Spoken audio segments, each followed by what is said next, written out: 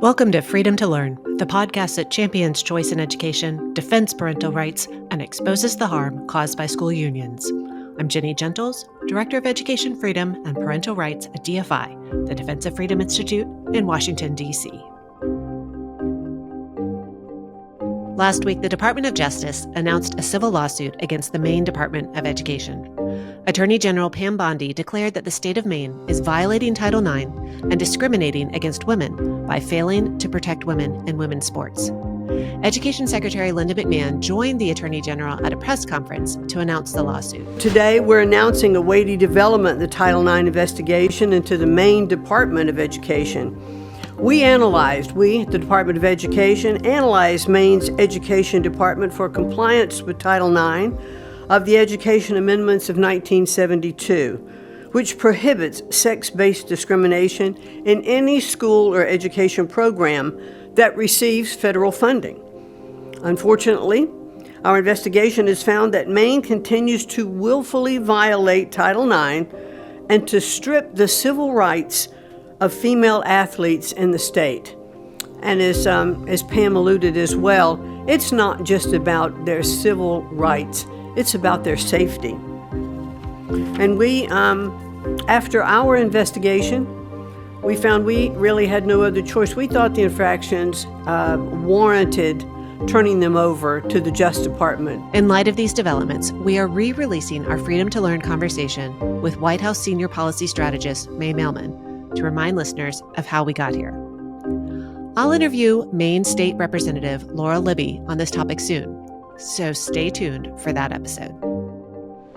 Your population doesn't want men playing in women's sports, so you better comply, because otherwise you're not getting any federal funding.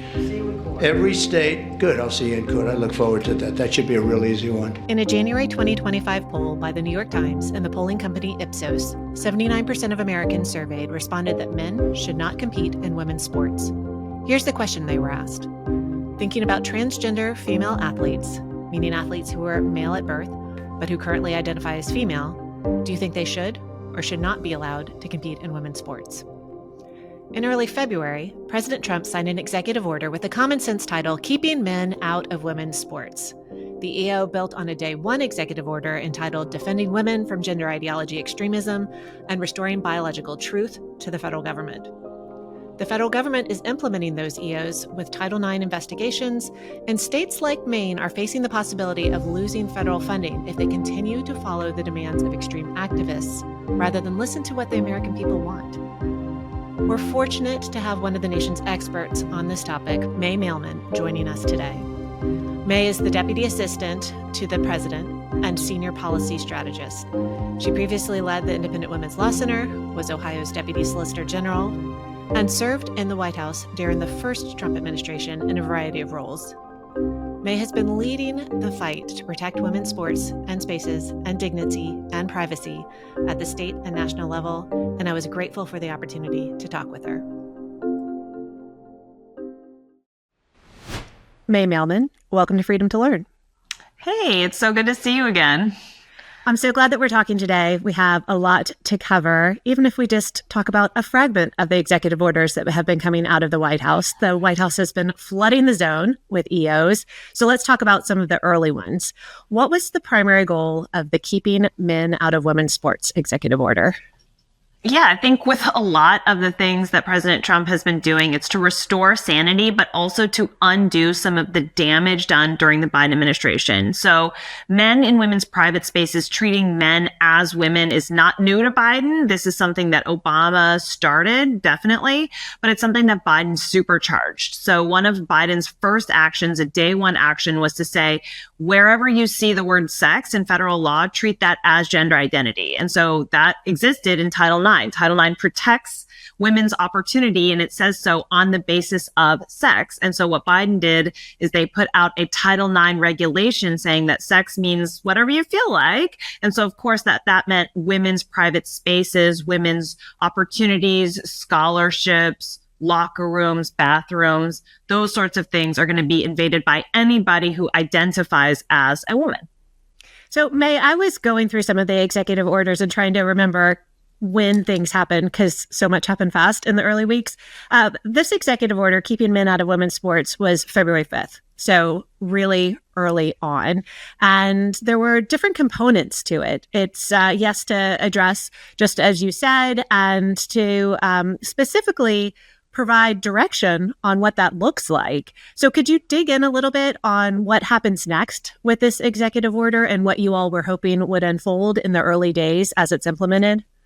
Yeah, so it has a couple of tools there. So one, it says already there has been a court. Now there's a couple of them that have vacated President Biden's illegal Title IX rewrite nationwide. And so we really want to dig into what those court rulings said and make sure that we are in full compliance. And so, yes, this does require going back to Betsy DeVos's rule, but what else does it require? Because gender identity really just wasn't as much of a thing before. And so what are the affirmative steps instead of just not following Biden's reg? Okay. What are the affirmative steps that these courts are saying Title IX requires? And then we need to, in order to comply with these vacators, we need to do those things. So first, step one, make sure that we are applying Title IX faithfully pursuant to court interpretations. Number two is that we need to then do what we can to affirmatively protect women's sports. And so Biden had proposed a regulation that would have completely gutted women's sports, and then they actually finalized one regulation that completely gutted women's sports. So we've got a couple of tools. One, we could also do a regulation that actually protects women's sports and says women's sports are for women. Or we could say, guess what? That regulation already exists and that law already exists. And we're going to take steps in order to enforce that existing regulation and that law. And so those are the types of things that you see. Immediate investigations. Right after the Title IX executive order was signed, there were 3 investigations that were launched into the University of Pennsylvania, where Leah Thomas swam and broke all the school records, basically, to San Jose State University, which wouldn't even let its own coaches and its own women voice their displeasure by having to compete alongside a male and travel, all this. And then 3, the Massachusetts Department of Athletics. And so now there's been additional investigations launched against California and Minnesota and, of course, Maine. Well, I want to dig into the Maine situation a little bit later in our conversation. Let's talk about public support for what you're doing. In the past, it might have felt like groups like where we used to work, Independent Women's Forum, that we were the lone voices in this, but that's not at all the case. There was a New York Times and Ipsos poll in January that found that 79% answered that men should not compete in women's sports. And that was when the wording was transgender women, that confusing wording where people are like, I don't really know what you're talking about, but I have like a gut reaction to this. And I'm thinking that you're saying men should not be in women's sports and spaces, and it's a no. So what are you all finding when you're talking to the public or hearing from the public on this issue? Yeah, it's something that when during the Biden administration, the statistics were often 70-30. And 70-30, even though it sounds like, oh, wow, 30% of people don't know what a woman is, 30%, 70-30 issues are actually almost unicorns in the sense that that is like as popular as something is going to get. The fact that this is now 80-20 shows that it's an actual true unicorn, but it's obviously greater than that. This is something that when we had our White House event here protecting women's sports, this was not a Republican event. This was completely across the aisle. These are a lot of people who consider themselves feminists. These are people who have been fighting for women's opportunities, people who have been fighting for the promise of Title IX, people who have been, fighting for all the benefits that not just sports, but just the recognition of womanhood as something that is real and valuable. Those women were there to celebrate with us. And so when we say things like 80-20, 70-30, I think what this really means is that as a culture, as a United States, we do know what a woman is. We know what we want for our daughters. And it's not necessarily women's sports. Maybe we want co-ed sports for our daughters, but we want our daughters to grow up in a place where truth is respected, where their existence is acknowledged, where their privacy is not something that they have to argue for. I think that's the other element of this is, and this was part of the Biden regulation on sports. They said, well, you know what? If you argue for your sport, if you tell us why you can't have the man in there, then maybe we'll give it to you. That burden to say, women, why don't you have to argue for your privacy, argue for your opportunity?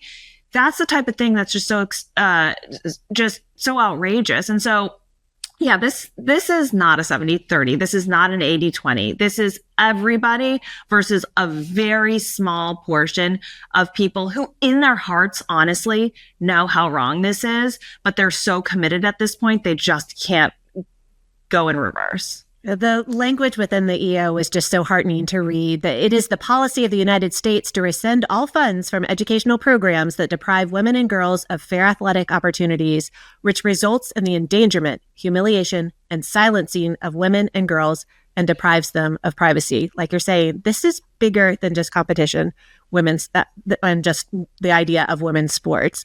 This is ensuring that we have a society that's grounded in truth and in respect and safety, fairness, and dignity. So grateful for this executive order. Loved watching the White House event unfold on that day of the EO signing. There are still people out there on Twitter and social media with strong views on this. How would you respond to one fellow who said, we don't have enough scientific data to know which is the correct position on trans women in cisgendered women's sports? Yeah, this basically has to do with what I just said, which is prove your need. And I think that the response from feminists was a long time ago, no, women deserve single-sex sports, single-sex opportunities, single-sex private spaces just because, and it shouldn't have to be more complicated than that.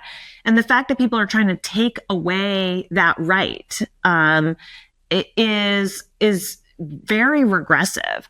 But obviously, if you are going to get into the data is clear. I mean, President Trump, when he was giving his speech at the event, was talking about a cycling race where the male beat the course record and beat all the other women by more than 5 hours. And this is the type of stuff where I don't even know what to say. If women honestly were able to compete alongside men toe to toe, then there would not be such a thing as the NBA. It would be some sort of co-ed group.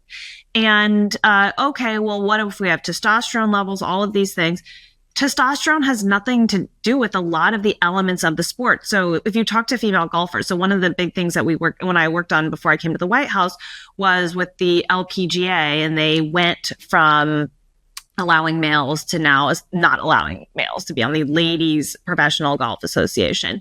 And it's actually funny because putting is something that actually males have an advantage in, because if you're putting, it actually has to do a lot about your heart rate. You want to calm down your heart rate, and males have a lower resting heart rate than females. And so this whole argument about testosterone maybe will go to some amount of muscle mass, but it can't lower your wingspan. It can't lower your height. It can't change your skeletal frame, and it can't change your heart rate. So the whole thing, it was crazy to say it makes you a woman, but also just based on the science, it's irrelevant.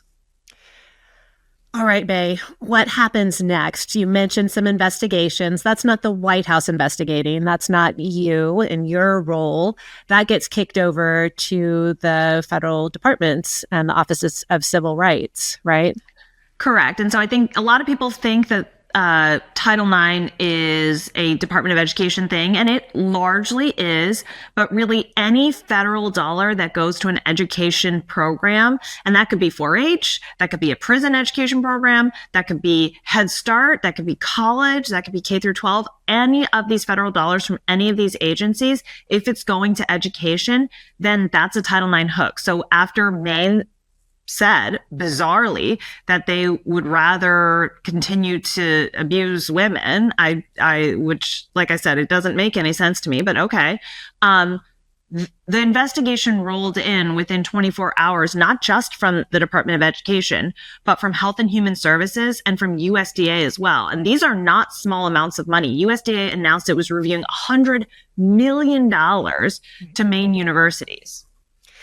So USDA, Department of Agriculture, that one kind of surprised me, even though I am a creature of the Beltway. But my goodness, investigations from multiple departments, multiple offices of civil rights, that is going to keep Maine very busy, as well as those other institutions that you mentioned. When the Office of Civil Rights opened one investigation, the acting assistant secretary for civil rights at the Department of Education said the previous administration trampled the rights of American women and girls and ignored the indignities to which they were subjected in bathrooms and locker rooms. That regime ended on January 20th, 2025. And again, May, it matters when women are reading this, especially those of us who have been fighting gender ideology for years and trying to protect our daughters. So I just want to express gratitude for these actions, for this clear path that you all are taking. Let's talk about the triggering event for Maine. And that was specifically, initially, a male athlete, high school athlete, who was a pole vaulter, I think. Yeah. His jump was 6 inches higher than the second and third place winners who tied, and a full 18 inches higher than the girl in fourth place. So once again, a very clear male advantage. This was a male athlete who had not performed particularly well while competing as a male the year before. So what we saw was an increasing interest in finding out what was going on and a plan of taking action. And it escalated last week when President Trump confronted the governor of Maine directly. Can you tell us a little bit about what happened there? Yeah, the president, a lot of the governors were gathered at the White House, 46 of them. So this was a bipartisan event. And, this is a bipartisan issue. We were just talking about this being 80-20. And the governor of Maine stood up in a room of governors and told the president that she would take him to court on his, but really the administration's request that states, that universities, that schools follow Title IX, the law, which, as I said, is so clearly the law that you have Biden's Title IX regulation vacated nationwide in not one, but 2 courts, and lawsuits in, I think, another 7 courts. So it's going to end up being enjoined like 7 times. So this is, not even enjoined, but vacated, saying that it's illegal. It can't be revived. So this is not something that I think, A, it's not politically wise, B, it's not legally wise. So if you're not right on the politics and you're not right on the law, very perplexing decision. And it was just very alarming to have somebody kind of stand up and tell the president, who's been there, invited by the president. This is an invite to come into his home and speak and to say, I'm going to take you to court. Right. And he made it very clear, okay, good luck. Also, you're going to lose federal funding. And with those multiple investigations, that is a possibility, although these things often do take time and end in settlements. So it will be interesting to see what this administration does do with those investigations. One more investigation that I wanted to mention on this front, and that is in my school district, Arlington Public Schools in Virginia, and it relates to locker rooms. So the public school here has insisted on keeping a policy where locker room access aligns with gender identity. There was a male adult who was frequenting locker rooms in the high school pools, which are used as community pools. And he's a known sex offender, a repeat sex offender in our community. When little girls were taking swim lessons and changing in the locker rooms, mothers and some older women who were there swimming went to pool employees and said, can you get the naked man out of the locker room? And they said no, because that was his identity, his gender identity. So locker rooms are mentioned in the EO as well. We're protecting women's spaces here, right? Absolutely. So the women's sports EO is not just a competitive executive order. It has to do with the dignity, opportunity, privacy of women participating in sports. And so the Title IX regulations currently address locker rooms. What President Biden said is that you have identity-based access to locker rooms, which does not mean third stalls. Biden did not say, hey, everybody, make sure that you have some sort of third stall for somebody who's like uncomfortable with their body. Make sure that people who are uncomfortable with their body have third stalls. Give give those people special rights. It did not say that. It said, make sure that men, if they want to be in the women's locker room, get them into the women's locker room.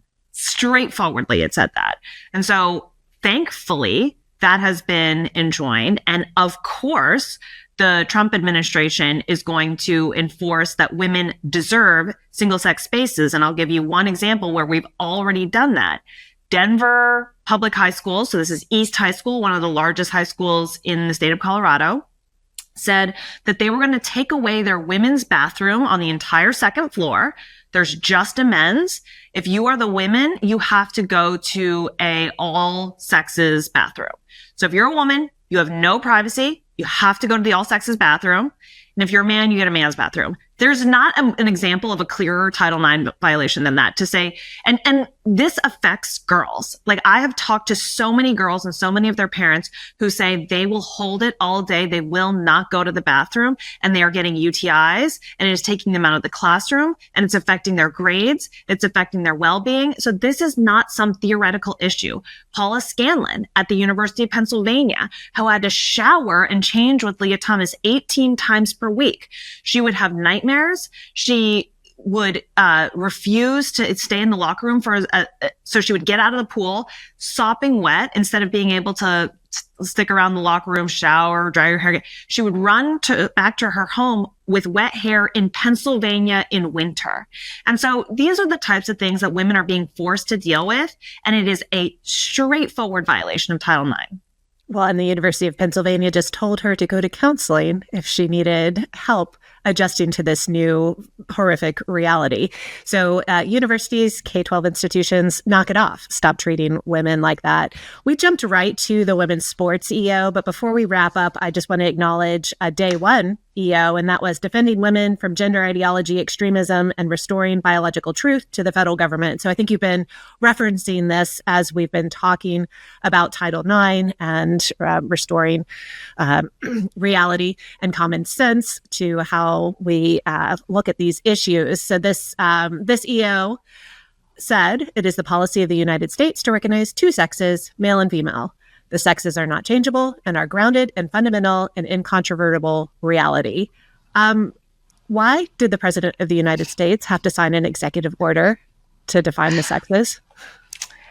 Well, in an ideal world, this would never happen. And there are lots of times when I think back and I'm like, wow, it is funny that a huge accomplishment of our first month was that President Trump defined man and woman. And is it an accomplishment? And the thing is, it is, because we have gotten to the place where sororities with their bylaws that say that it's for women mean men. Just woman has taken on the meaning. The daughters of the American Revolution, daughters means men.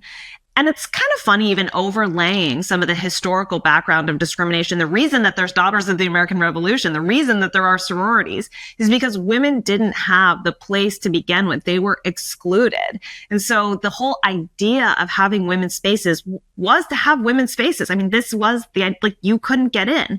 And now what's happening is that instead of boldly saying we're now going to be co-ed, the words are changing. So you have a women's prison, but the women's prison has men. You have a women's locker room, but the women's locker room has men. And so reclaiming the language and figuring out what we're talking about, then you can decide if you don't want daughters of the American Revolution, you just want to have everybody of the American Revolution, fine, do what you want. But you have to at least use the language. We have to at least have that conversation. That is our society. Without a language, we have no society. So that's why this was a day one executive order, because it is fundamental to our democracy, to our society, to be able to have conversations. And we have no longer been able to have that if women includes the word men. All right. Well, May, I'm sad to report, but the mainstream media has not fully gotten on board for this way of looking at things. I know that surprises you. So here's a recent headline from the Washington Post. Trump says there are two sexes. Experts in science say it's not binary. Thoughts? Yes. Well, before this piece ran, I was asked about some comment. It was like, this is absurd. Only the left would not know what a woman is. But you know what? I have a response for this, which is we will take the sex definitions debate every single day of the week. I want to put it on primetime TV because their argument is so ridiculous. So what the left tries to do is say that there's some small percentage of people who have what is colloquially called intersex conditions, disorders of sex development. You've got something wrong with you. This is as if saying because a kid has Down syndrome, they're not a baby or something like that. Like if you have a disorder, it just takes you out of the category completely. It does not take you out of the category. There is only male. There is only female. But yeah, there are some disorders. This happens. This is the way that mammals, this is the way our species works. It's complicated. But what's not complicated is how we're here. And we're here because there is a large reproductive cell and there's a small reproductive cell, and they work together in a binary fashion in order to create a new human being. And that binary nature, that is the essence of male and female. It's incontrovertible. There's just no physical way to argue about it. Well, appreciate the clarity and commitment on this issue. I also want to acknowledge that early EOs addressed expanding educational freedom and opportunity for families. That was a January 29th EO, and I'm looking forward to the reports out of various federal departments on what they can do to direct federal funding to support education freedom. There was also a January 29th EO ending radical indoctrination in K-12 schooling. You guys have been busy. Any other presidential actions that we can expect anytime soon? We're going to take a break. The first month was 73 executive orders. And so I think we did more in 30 days than any administration has ever done in 100 days. And I think basically almost as many executive orders as most do in a year. So this is a historic pace, but there was a lot to do because it was a really tragic past 4 years. It's hard to undo 4 years of chaos in a short period of time, but we have to, because I think people very rightly realize that this election was so critical because of a lot of this stuff about restoring who we are as a country. And so there's a lot of things coming up, but really at this point, keeping up the pace, but then making sure that these orders are being rigorously applied. And so that is one of the things that DOJ has been helping with, is making sure that these are rigorously applied. But we have now our cabinet secretaries in place, so they're able to help make sure that their agencies are doing this. So it's the follow-on actions that I would really be tracking now. Is there's only so many new EOs you need to do. What are the big announcements that are becoming from the agencies in compliance with these executive orders? I'm relieved to hear you say that, because I think that there's some sense that, well, now that we can say what we want on Twitter, and now that we have these executive orders, it's as if President Trump has waved a magic wand and fixed these issues. No. This was a first very important step.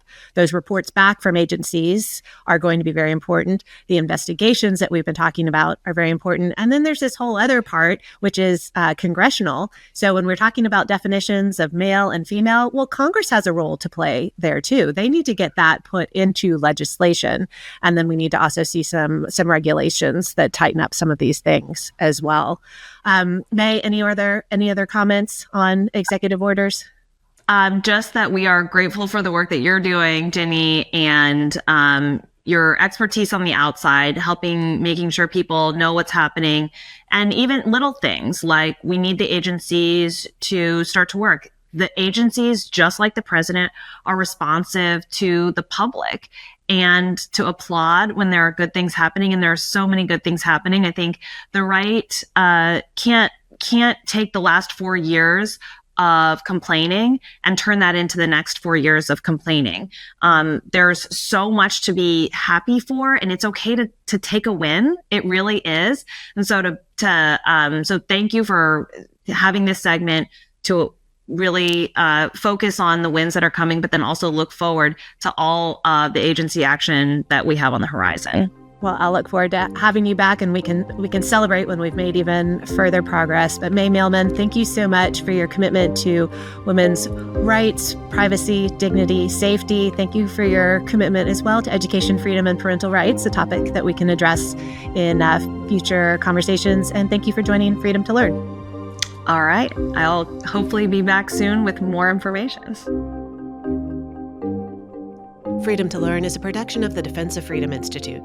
You can learn more about DFI at dfipolicy.org. If you have feedback or suggestions for future podcasts, please reach out to us at podcast@dfipolicy.org. If you enjoyed today's episode, please subscribe and leave a rating and review wherever you listen to your favorite podcasts.